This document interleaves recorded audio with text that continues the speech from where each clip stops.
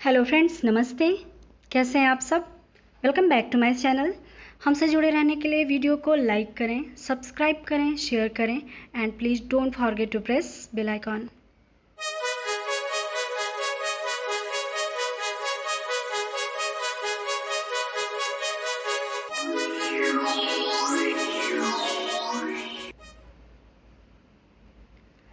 Friends, आज जो मैं बात करने वाली हूँ वो है भारतीय साक्ष्य अधिनियम 1872 की धारा 19, 20 और 31 के बारे में।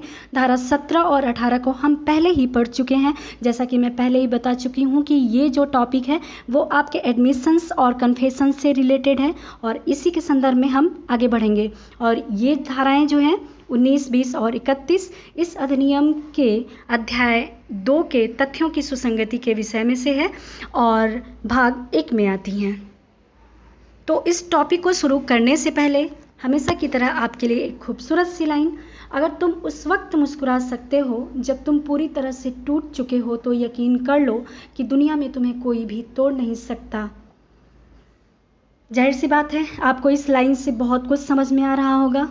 बहुत ही सिंपल लाइन है कि अगर आप उस समय अपने आप को संभाल सकते हैं, खुश रह सकते हैं जबकि आपके पास कठिन से कठिन परिस्थिति हो, तब आपको कोई भी परेशान नहीं कर सकता। दुनिया का कोई भी व्यक्ति आपको तोड़ नहीं सकता, कोई भी परेशानी आपको हिला नहीं सकती। इसी के साथ हम आगे बढ़ते हैं।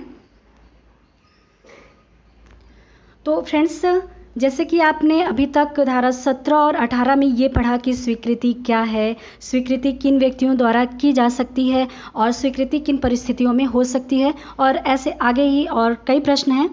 तो हम जो है तो परिस्थिति के बारे में पढ़ रहे थे कि स्वीकृति जो है तो किन किन परिस्थितियों में की जा सकती है। तो कुछ परिस्थितियों को हम पहले ही पढ़ चुके हैं और आज जो परिस्थितियां हैं उनको देखेंगे कि क्या है। आज जो आने वाली परिस्थितियां हैं किन परिस्थितियों में कर सकते हैं, धारा 19 और 20 और 21 में। तो इन प्रश्न को पहले आप नोट कर लीजिए कि स्वीकृति कितने प्रकार की होती है, स्वीकृति का साक्षिक मूल्य क्या है। ठीक है, अब आते हैं धारा 19 पे। तो हम सबसे पहले देखते हैं कि बियर एक्ट में क्या लिखा हुआ है।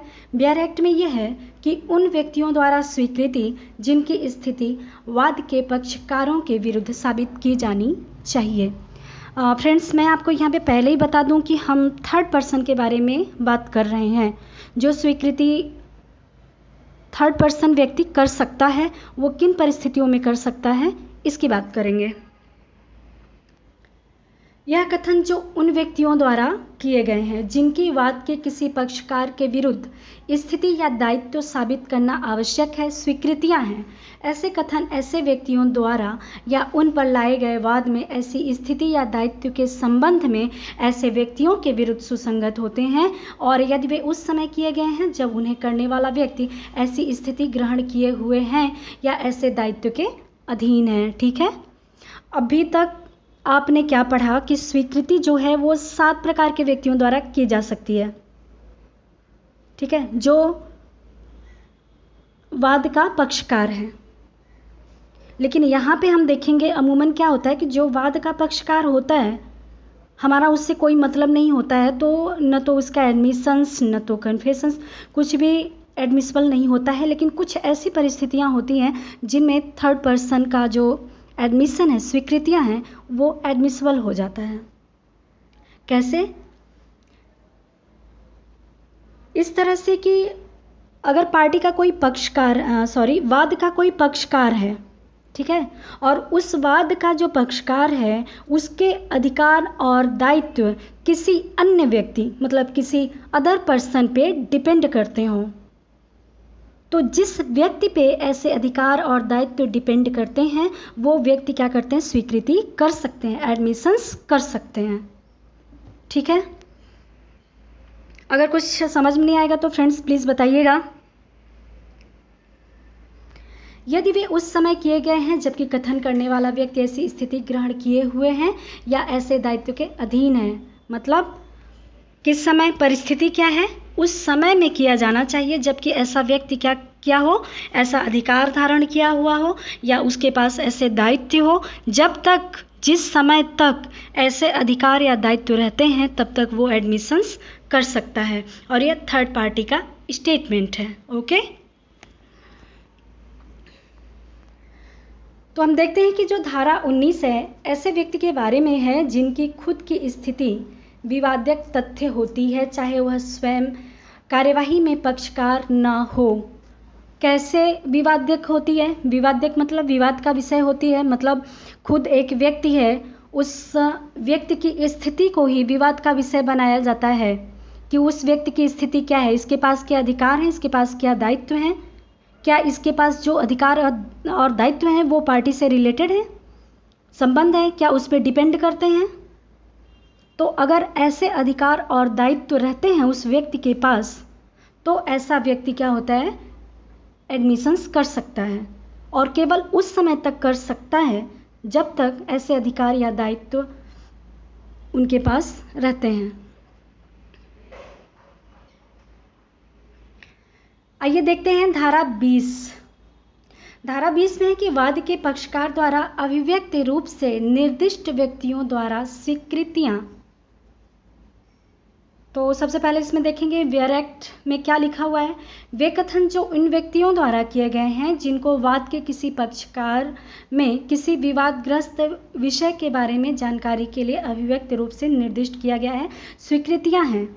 देखिए, लैंग्वेज से समझ में नहीं आ रहा होगा ज़्यादा कि क्या कहा जा रहा है, लेकिन आपको सिंपल तरीके से बता रही हूँ कि जैसे कि हम हैं, ठीक है, हम पक्षकार हैं, वाद के पक्षकार हैं, ठीक है, और हम क्या करते हैं कि किसी व्यक्ति को हम निर्दिष्ट कर देते हैं, बता देते हैं कि वो व्यक्ति मेरे बारे में बता देगा आपको। कोई दूसरा व्यक्ति है, आपको वो बताएगा, मेरे बारे में कोई जानकारी देगा, और जो जानकारी देगा वो सही रहेगी। तो जो दूसरा व्यक्ति है अगर वो एडमिशन्स करता है, स्वीकृति करता है, तो उसकी भी स्वीकृति क्या होगी, ग्राह्य होगी, एडमिसिबल होगी, रिलेवेंट होगी, ठीक है। इसको हम एक इलस्ट्रेशन से भी समझते हैं। ये इलस्ट्रेशन जो है तो इसी अधिनियम में दिया गया हुआ है कि प्रश्न यह है कि क्या क द्वारा ख को बेचा हुआ घोड़ा अच्छा है। मतलब एक व्यक्ति क्या करता है, दूसरे व्यक्ति को घोड़ा बेचता है, ठीक है। ख से क कहता है कि जाकर ग से पूछ लो, इस बारे में सब कुछ जानता है। और क क्या कहता है, ख से जिस व्यक्ति को घोड़ा बेचा जाता है उस व्यक्ति को क्या कहता है कि जाके ग से पूछ लो कि वह सब कुछ जानता है। एक तीसरा व्यक्ति है, उससे कहता है कि जाकर उससे पूछ लो कि घोड़ा कैसा है, वह सब कुछ जानता है, ठीक है। तो यहाँ पे जो ग का कथन है स्वीकृति है। ग मतलब एक अदर पर्सन हो जाएगा और उसका जो स्टेटमेंट होगा वो क्या होगा, एडमिशन होगा, स्वीकृति होगी, ठीक है। निर्दिष्ट व्यक्ति की स्वीकृति है, इसे रेफरी भी बोलते हैं। रेफरी भी बोलते हैं। एग्जाम में बहुत पूछा जाता है कि ये जो रेफरी का निर्दिष्ट व्यक्ति का कथन है वो किस धारा के अंतर्गत एडमिसिबल है, सुसंगत है, ठीक है।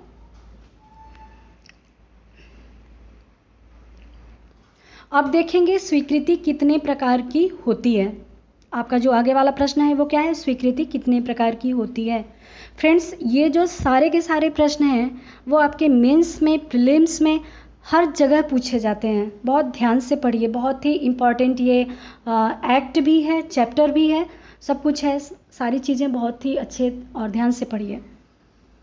तो देखते हैं कि इसमें कई प्रकार के हैं। कौन कौन से प्रकार हैं, औपचारिक या न्यायिक स्वीकृति, ठीक है। औपचारिक या न्यायिक स्वीकृति क्या होती है, जो स्वीकृति न्यायालय में या न्यायालय के अधिकारियों से की जाती है वो न्यायिक स्वीकृति होती है। और अनौपचारिक या आकस्मिक स्वीकृति क्या होती है, जो कि न्यायालय में नहीं की जाती है, न्यायालय के अधिकारियों से नहीं की जाती है, तो वो अनौपचारिक या आकस्मिक स्वीकृति होती है।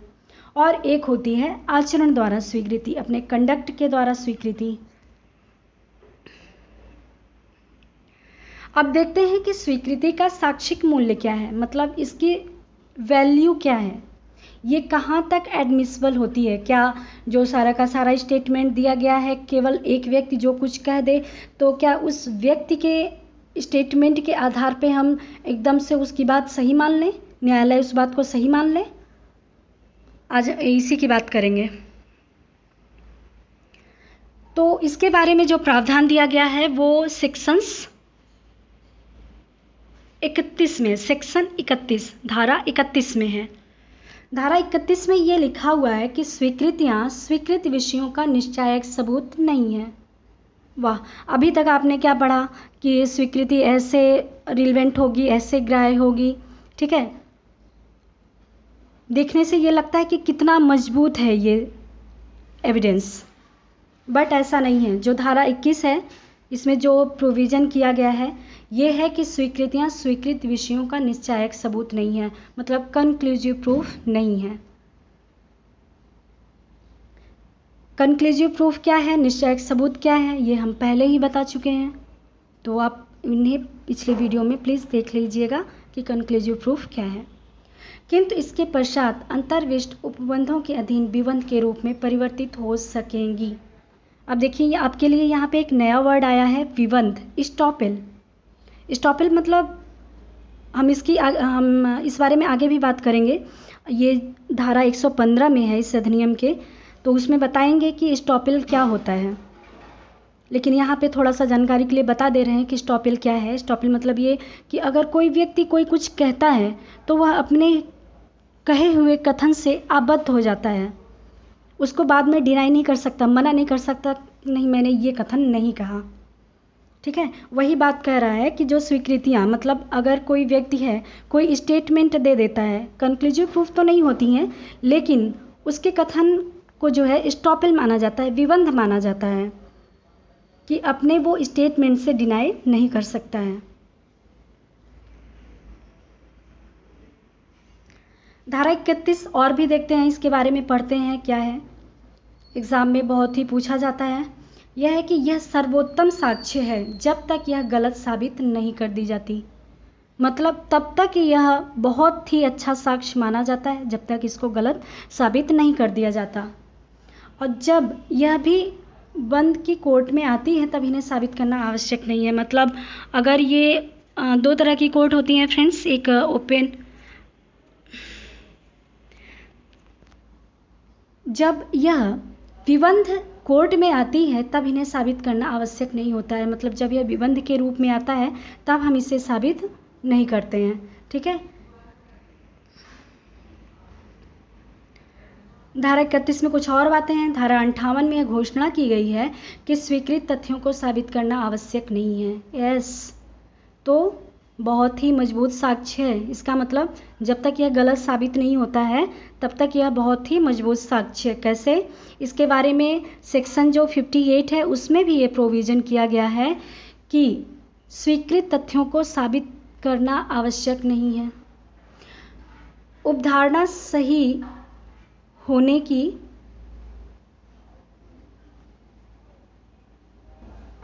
मतलब सही होने की उपधारणा की जाती है, लेकिन न्यायालय को साक्ष्य मांगने का विवेकाधिकार है। मतलब अगर कोई व्यक्ति उस बारे में कोई सबूत देना चाहे तो वो सबूत दे सकता है।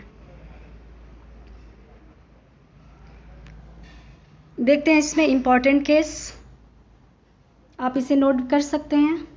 United India insurance company limited बनाम समीर चंद्रो 2005 सुप्रीम कोर्ट का केस है। नगीना दास रामदास बनाम दलपत राम इच्छा राम 1974 सुप्रीम कोर्ट का केस। नारायण भगवंत राव बनाम गोपाल विनायक 1962 सुप्रीम कोर्ट का केस।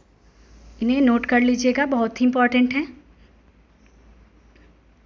अब आपसे एक सवाल है, आप मुझे कमेंट बॉक्स में बताइएगा कि ये क्या हो सकता है।